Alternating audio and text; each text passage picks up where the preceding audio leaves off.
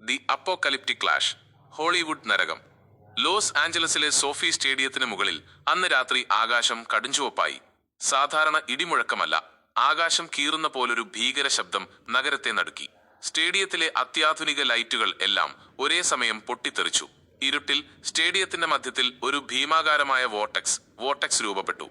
അതിൽ നിന്നും തീയും പുകപടലങ്ങളും പുറത്തേക്ക് ചീറ്റി. ആ കത്തുന്ന തീക്കുള്ളിൽ നിന്ന് ഒരു അസുരനെ പോലെ ക്രിസ്ത്യാനോ റൊണാൾഡോ പുറത്തു വന്നു. അവന്റെ ശരീരം വെറും മാംസമല്ല, കത്തുന്ന ലാവയും ഇരുമ്പും ചേർന്നതായിരുന്നു. ഓരോ ശ്വാസത്തിലും ചുറ്റുമുള്ള പുല്ലുകൾ കരിഞ്ഞുപോയി. അവന്റെ കണ്ണുകളിൽ നിന്ന് ചുവന്ന വെളിച്ചം പുറപ്പെടുന്നുണ്ട്.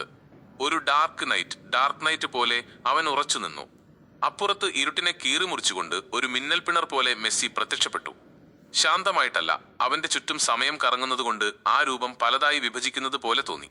മെസ്സിയുടെ കൈകളിൽ നിന്ന് നീല നിറത്തിലുള്ള ഊർജ്ജരശ്മികൾ പുറപ്പെടുന്നുണ്ട്. അത് കാണുമ്പോൾ സമയം പോലും മരവിക്കുന്നത് പോലെ തോന്നി. അവന്റെ ചുറ്റും ഒരു ടൈം മാനിപ്പുലേറ്റർ കവചം തിളങ്ങുന്നു. ആസ്വദിക്കാം.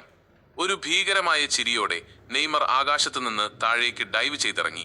വായുവിൽ അഭ്യാസ പ്രകടനങ്ങൾ കാണിച്ച് അവനൊരു ഷാഡോ അസാസിൻ പോലെ അവർക്കിടയിൽ നിന്നു.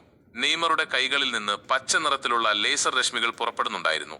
അത് കാണുമ്പോൾ ഇരുട്ടിൽ ഒരു പുള്ളിപ്പുലി കുതിക്കുന്നത് പോലെ തോന്നി. പെട്ടെന്ന് സ്റ്റേഡിയത്തിന് മുകളിലെ വലിയ സ്ക്രീനുകൾ തനിയെ തെളിഞ്ഞു. അതിൽ പെലെയുടെ രൂപം പ്രത്യക്ഷപ്പെട്ടു. പക്ഷെ അതൊരു സാധാരണ ചിത്രമായിരുന്നില്ല. സ്ക്രീനിൽ നിന്നും അദ്ദേഹം ഒരു ഭീമാകാരമായ ഊർജ്ജരൂപമായി പുറത്തു വന്നു. ഒരു ഗാർഡിയൻ പോലെ. അദ്ദേഹത്തിന്റെ ശബ്ദം ഇടിമുഴക്കം പോലെ കേട്ടു.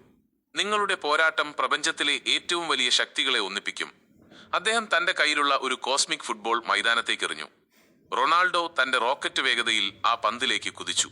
മെസ്സി തന്റെ മനഃശക്തി ടെലികിനീസിസ് ഉപയോഗിച്ച് ആ പന്തിനെ നിയന്ത്രിക്കാൻ ശ്രമിച്ചു. നെയ്മർ വായുവിൽ മിന്നൽ പിണറുകൾ സൃഷ്ടിച്ച് അവരെ തടയാൻ നോക്കി.